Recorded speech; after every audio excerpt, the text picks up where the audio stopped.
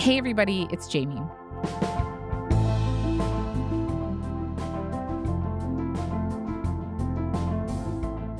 Alberta is a natural partner for the U.S.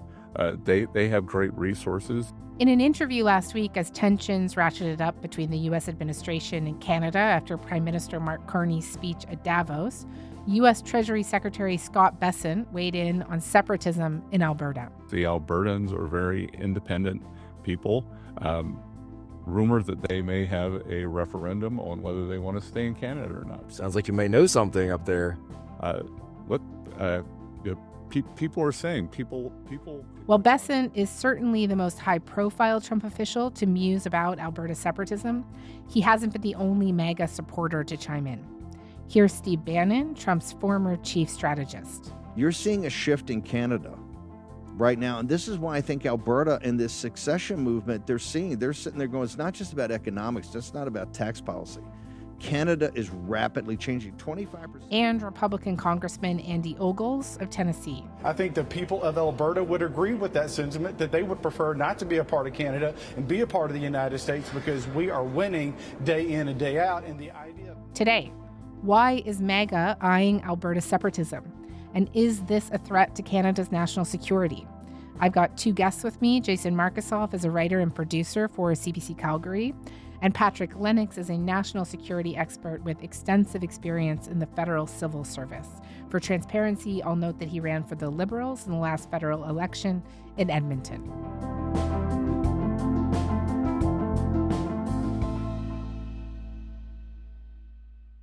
So Jason, let me start with you, and let's start with the comments from Scott Bessent. He's talking about Alberta being a, quote, natural partner to the U.S., and just what do you think he means by that exactly?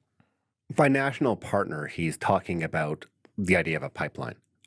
He spent quite a bit of that little interview on Real America's Voice talking about how Canada doesn't seem to be willing to let Alberta develop a new West Coast pipeline. Well, look, Alberta is a wealth of natural resources, but they won't let them build a pipeline to the Pacific.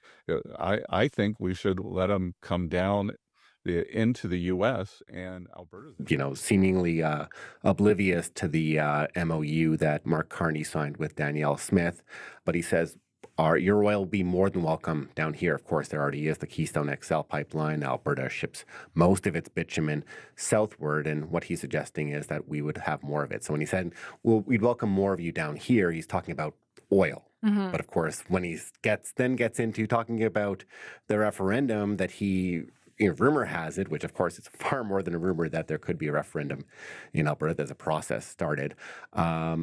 A lot of Canadian ears are going to perk up that he's even talking about it. The fact that a U.S. cabinet-level official is talking about Alberta separatism in seemingly favorable, positive, jovial terms is a huge, significant turn in the level of American interest and potential influence on this. At very least, the fact that he is talking about this and Andy Ogles, the congressman, is talking about this shows that this is on their radar, that people in Washington, high offices, are talking about this, are thinking about this, and are aware that Alberta is looking to potentially leave Canada. Yeah. And just straight up, people are already calling this foreign interference. And like I mentioned in the intro, we have heard some other voices in the MAGA orbit talk about Alberta separatism, and just expand for me on what exactly we have been hearing and from whom. Yeah, it's not, I wouldn't say it's many. I mean, it's not a gusher. We'll see if there is more to come now that we hear people like Scott Bessent talking about this. And certainly when Scott Bessent, even if it's on a rather obscure U.S. outlet, Real America's Voice, starts talking about this, people in America and in Canada definitely noticed it. But we'd been hearing some bits and chats about it before. Steve Bannon, the former chief advisor to Donald Trump in his first term, has been talking about it on his podcast. And there's this national security commentator, Brandon Weichert, who's been talking about that a fair bit. He runs this website called, or writes this website called National Interest. And he's been talking about Alberta as the linchpin, when Donald Trump talks about the 51st state. as Canada, what he's really talking about is Alberta, the province with the oil, the province with the natural resources. The Albertans are ready to vote in the next 6 months. They're getting out of the Canadian Union. They're going to become an independent state, independent country. We're going to recognize them, and that's going to put them on the pathway to becoming the 51st state. And here's why that's important. Alberta has a bevy of untapped rare earth minerals. They have the world's largest geothermal energy sources. They have some of the world's largest natural gas and oil deposits. So when Trump says... What he's suggesting is that the statehood or the independence movement could become this stepping stone for Alberta to become either a state or part of the U.S. as a territory protectorate. Who knows? But it's all of this interesting piece. I think that Canada should be mindful of, that Donald Trump and the Republicans are wanting Western Hemisphere resources. Mm-hmm. Venezuela became about the oil. Yeah. Greenland became about natural resources. And Alberta is this big trove of oil and other minerals for the U.S. to potentially desire, crave, and try to exploit. Yeah. And I also saw this guy, Brandon Weichert, talking about how Alberta is, I don't know, in some way, the gateway to the Arctic in his estimation. Greenland is another gateway to the Arctic. So when we talk about hemispheric defense, we're not just talking about Latin America. Yep. We're talking about the polar Yep. regions too, Steve, and how they all link Yep. together. We have also heard the people leading the charge for a separation vote make their case on conservative media in the U.S. to the people behind the Alberta separation movement here. For example, Jeffrey Rath, legal counsel for the Alberta Prosperity Project. I myself just got off the phone with Mr. Rath. He has been on Fox and Friends, for example. He's done interviews, including a longer one with Rachel Parker, a conservative journalist influencer who used to work for True North. And Jason, just tell me more about what you have heard from Rath on all of this. So in March was when he was first on Fox and Friends, the Fox News morning show, and back then this was just kind of around the time that the 51st state rhetoric was going, and Jeff Rath was down in the States talking with a group about potentially making a case for Alberta as the 51st state. Right now, our group is very small. It's a steering committee of people that are looking to come to Washington on an exploratory basis and meet with a representative appointed by President Trump to explore the benefits of either Alberta becoming an independent sovereign nation with economic union to the United States, becoming a U.S. territory, or pursuing full statehood. Flash forward to a few months later, the separatist movement really starts picking up steam. He becomes the movement's de facto chief lawyer, one of the chief spokespeople. He's kind of dropped the 51st state rhetoric, but he has gone back again to meet with U.S. officials. He talks about meeting people in the State Department. He doesn't say with whom he's meeting, but he's talked to them about if Alberta were to separate, what sort of support, what sort of assurances can you give us? He's pitching for a $500 billion credit facility or line of credit for this independent state so that Canada can threaten a breakaway state of Alberta economically. He's talking about, ideally in his mind, the U.S. supporting and being one of the first countries to recognize an independent Alberta. These sort of things that would be necessary for effective statehood if Alberta were to separate. So he's looking for the United States government not necessarily as a bring in U.S. and bring in a free Alberta, but to support it, to lend its support as an independent movement. I mean, everybody needs to keep in mind, we are private citizens, right? We do not have any authority to enter into agreements on behalf of the province of Alberta or anybody, right? These meetings are purely academic from an academic perspective so that we can educate our fellow Albertans on what hypothetically might be possible in the context of a free and independent Alberta, period. He was just saying to me essentially that he was kind of initially open to seeing if the U.S. could offer like a better deal in terms of joining the U.S., but over time, we've since determined that there is no interest in the United States in Alberta becoming a state of the United States. It's not practically possible and also not popular in Alberta. So really all of his efforts are on just becoming an independent nation. I should also mention these meetings that Rath is talking about. They have yet to be confirmed by any U.S. officials. Patrick, I want to bring you in here. You come at this from a national security lens. Also, you went through that interview that Rath did with Rachel Parker very carefully. And just tell me what you heard in that interview that concerned you.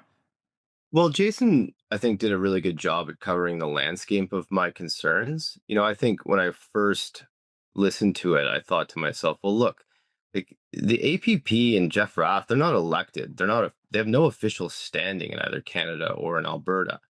And yet they claim to have met on 3 separate occasions with high-level officials of the Trump administration to plot out like sort of a future state scenario where Alberta is no longer part of Canada. The people that we're meeting with go directly from our meetings to the Oval Office. So that's the level, that's the level that we're meeting at. So we're very, very pleased about that. We had it was a long meeting. We were at it for several hours, going through all of the ways in which the United States government could support Alberta independence when the timing was right. Jason got into the specifics, so I won't go over that again. But I think it's really important to kind of connect that fact set with the national security strategy that was published in mid-November by the US, where they lay out a plan to dominate the Western Hemisphere through a form of resource imperialism. As Jason mentioned, Alberta is a province rich in oil and gas and critical minerals with a small population. So it's not hard to arrive at the conclusion that it could be an obvious target for US expansionism. Rath brought up China with me pretty quickly. The reason that they're enthusiastic about a free and independent Alberta is that they are, from the perspective of the United States government, that the 3rd largest oil field in the world, specifically the oil and gas resources of Alberta, are currently being controlled by communist China through communist Chinese agents within the Carney government in Ottawa. He talked about it on that podcast. And again, he talked about it with me about how he thinks the landlocking of Alberta's resources is being done at the behest of the Chinese, essentially. I mean, the one thing that we all fervently believe and have in common is that the government in Ottawa and the landlocking of Alberta's resources is being done by Ottawa at the behest of the communist Chinese.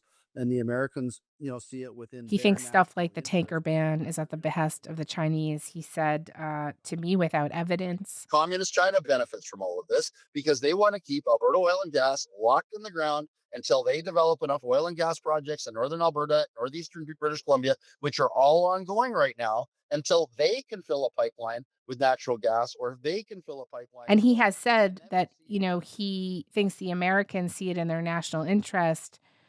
He cites the Monroe Doctrine and their new national security strategy to support Alberta's independence and like free the 3rd largest oil reserves in the world. And just tell me more about why that raised alarm bells for you.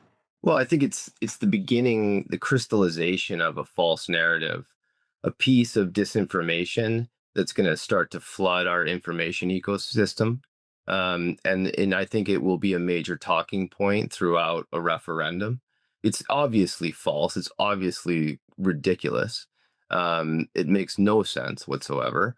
But that is going to be the narrative or the talking point that starts to pervade the Alberta's referendum, which is obviously quite divisive. It's not good for the province. It's not good for the country, especially at a time like this.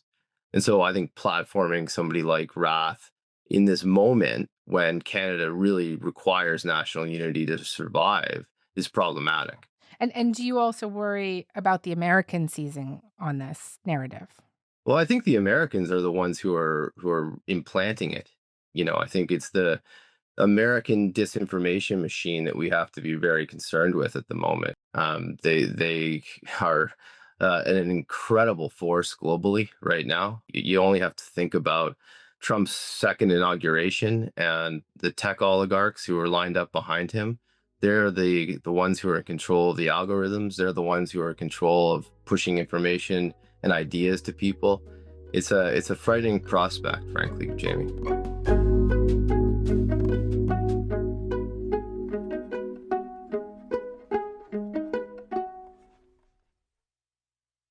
I want to be clear here. It is legal in Canada, of course, to advocate and campaign in support of a province or territory leaving Confederation. This is protected by, I think it's the Clarity Act, right? And also the Charter. So, why do you think that this could be a threat to national security? If you could just distill it for me. So I think the key element here is that you're absolutely right. It is entirely legal to advocate for the breakup of a province from Confederation. You're right, it's covered in the Clarity Act, and it's certainly covered under the Charter. But when that combines with foreign interference, which is a broad and I think evolving term of art in the government of Canada, but it's currently defined in terms of malign activities undertaken by foreign states or those acting on behalf of a foreign state to advance their own strategic objectives to the detriment of Canada's national security. So, these are activities that would undermine Canadian sovereignty and social cohesion. They would diminish trust in our institutions and degrade the rights and freedoms to which Canadians are entitled. Mm-hmm. I think these are in play right now, right? When we talk about the United States and their current relationship with Canada, it's adversarial. I think we've been threatened on multiple occasions in an escalating fashion by the Trump administration. And when high-level officials are meeting with people who, like Jeff Rath, who are intentionally trying to break Alberta out of Confederation, that should raise alarm bells. What is the bar for something to be considered foreign interference? Like, did you hear Scott Bessent's comments last week and think that was foreign interference? No, I mean, that's him speaking openly. It's not a clandestine, plot. He's being very open about what he thinks should happen. And he's sort of opening the door to Alberta becoming part of the United States. Right. Jason, let me bring you back in here.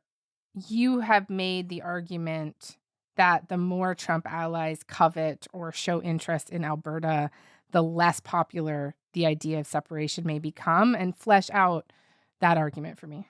So let's start with the understanding that separatism in Alberta is not popular writ large. Polling has showed that maybe between 20 and 35% of Albertans support separatism. When you ask them, do you support Alberta becoming part of the United States? That drops even further. People are very, very opposed to it. Not a lot of people are big fans of it. And it seems like Jeff Rath and others in the movement are acutely aware of that. And that's why if somebody asks, what about the U.S. taking over? What about the U.S. interfering? Mm-hmm. What about, is this just a big step for Alberta to become the 51st state or a territory? They'll say that's not what we want. Mm-hmm. One of the things that Jeff Rath and the other chief spokesman, Mitch Sylvester, like to say is that we're not fighting to get out of the influence of the CRA, the Canada Revenue Agency, just to get involved with the IRS, the U.S. Version of the CRA. They are aware that it's not popular, that people who want to be Alberta to be independent and free, want Alberta to be independent and free. They don't want to join the U.S. And I think that they're especially aware that for the people who are soft separatists, they're probably, like most of Canada, are very opposed and very disturbed by what's going on in the United States with various Trump adventures.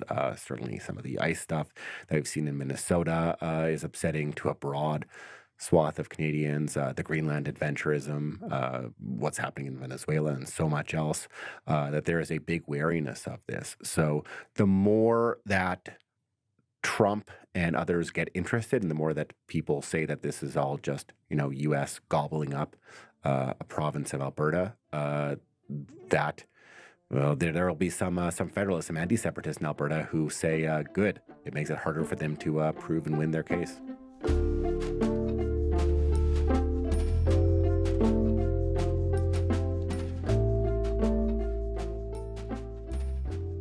Patrick, do you worry that an increased interest in the topic online could sway public opinion?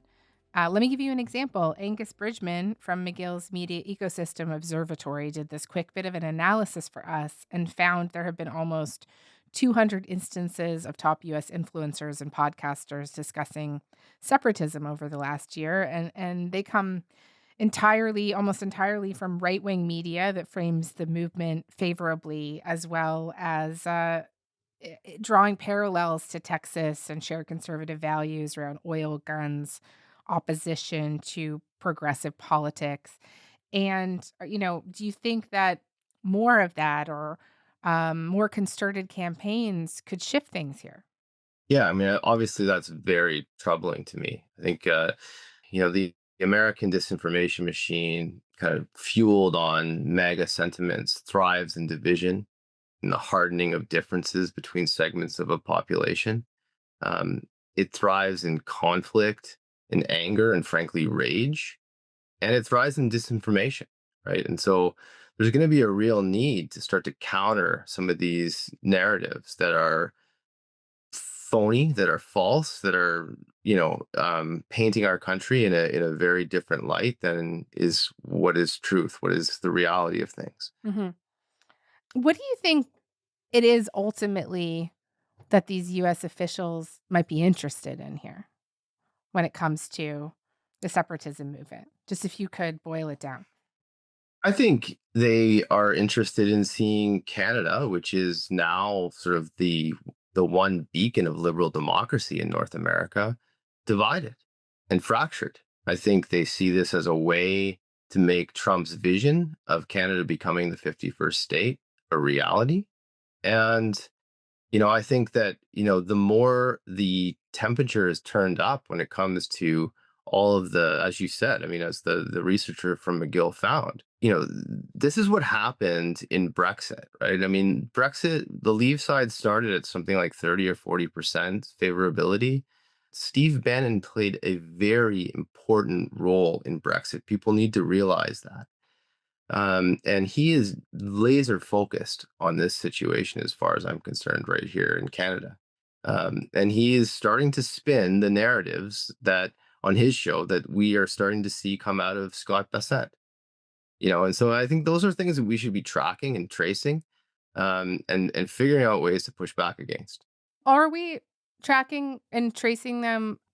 Like, do you think that Canada is prepared for this moment, that we have the infrastructure and the people ready to do this?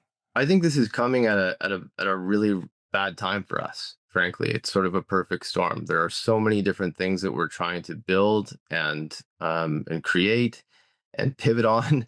The upheaval in the Canada-U.S. relationship, we may have been able to see this coming last January, but I'm not sure that we fully have digested it up until the Prime Minister's speech at Davos, where I think he really kind of popped the bubble.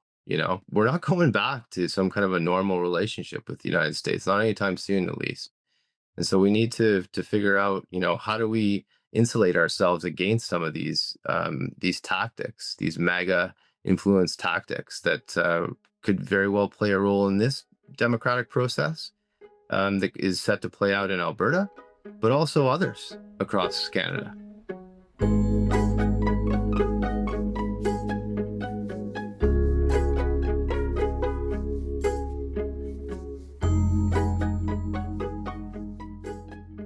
Jason, where are we right now on the road to a referendum in Alberta? I know that other national security experts have raised concerns that if the separation vote goes ahead, Elections Alberta might not be equipped to deal with the risk of foreign interference.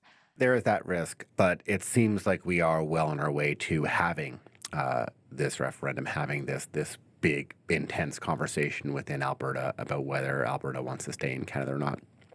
Danielle Smith, the Premier, has made it very easy for the separatist movement to force a referendum. They've started this petition drive. They need to get 177,732 signatures supporting this referendum, and then it will be willed into being. That's barely 6% of the electorate, so a very small group of people within Alberta can do that. And they seem like they're well on their way to getting that. They have until May to collect these signatures. Just on Monday, they filled a room with more than 3,000 people in Calgary. And that's in an urban setting, supporting separatism. It's a very popular sentiment outside of the big city. So it sounds like that, it's very high potential that this goes ahead. Whether they can move from 20-30% of the population supporting it to 50%, that's a whole nother question. That'll be a whole part of the debate and could trigger this very, very visible patriotism within Alberta. We saw this last fall, another referendum drive for a petition to stay in Canada by a former Deputy Premier, Thomas Lukaszuk. Didn't seem like it was going to do very well, but it attracted more than 400,000 signatures, more than double what this separatist referendum wants. Now, in terms of Elections Alberta and their equipment and ability to track foreign funding, foreign influence, funding will certainly be their vehicle to look at that. I mean, they can't police all speech by any measure, nor do we. Probably should they, but they say that they will be able to monitor for foreign funds.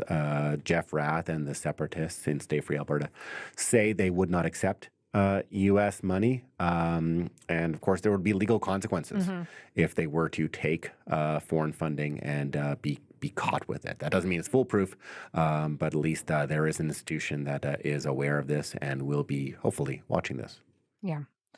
What has Premier Danielle Smith's office said about these latest developments, Bessent's comments, et cetera, if anything? I mean, they're always in this tricky place because Danielle Smith will always insist that she supports a strong Alberta within United Canada, that she's not in favor of separatism, but she's been very permissive of this separatist group being able to get this referendum into place because she's aware that this is a big part of her base.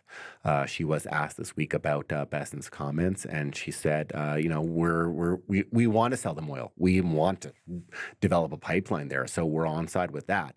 But she says, just more matter-of-factly, that I don't think Albertans are in favor of Alberta becoming part of the U.S. When I talk to people who are frustrated with the way we've been treated for the past 10 years, they don't say, therefore, I want to be an American state. That is not what I am hearing. She's walking this fine line. I mean, she doesn't want to tick off the U.S. because they're a big trading partner, and Alberta is not affected by a lot of the tariffs that other sectors like auto and steel, our oil and gas sectors, kind of running footloose and fancy free with trade right now, which puts us in a different situation than a lot of other regions. And she also doesn't want to tick off the separatists too much, but she does want to stay in this lane of, well, she can at least find consensus among a large swath of Albertans, including those in her base, that Albertans don't want to become the 51st state or a U.S. territory. The federal government is set to name a foreign interference commissioner. The news just came out on Monday. And, what did you make of that announcement? What do you think that commissioner might want to be looking at vis-a-vis this issue that we've been talking about today? So I was very happy to hear that. I think there has to be a lot of urgency put onto this file right now. I think this new act, the Countering Foreign Interference Act, has got some very interesting new powers there, the powers of compulsion. So this is a regulatory power, which I think the commissioner would be able to use to compel the APP to be transparent about their dealings with the Trump administration through civil procedure, which would bring a lot of light in an important way to this issue for Canadians. If I could throw in on that, I think that for the federal government, it's going to be a very careful move. They're going to be very careful vis-a-vis Alberta separatism. They won't want to be seen as the federal government whose best interest is in squelching and naysaying the Alberta separatist movement. They're going to want to be careful not to say that, this is all just U.S. foreign interference and just Chinese or Russian subterfuge, because that's that could be seen as an attempt to undermine sincere, earnest Albertans who believe in separatism. So there's going to have to be a careful, delicate hand on the foreign interference file vis-a-vis Alberta by the federal government, and especially by the Liberals who become such a magnet for the Alberta separatists and the opposition. All right. Jason, Patrick, thank you so much for this. Jamie, it's been a pleasure. Thank you very much.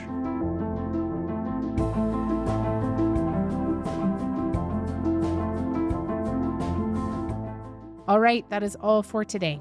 I'm Jamie Poisson. Thanks so much for listening.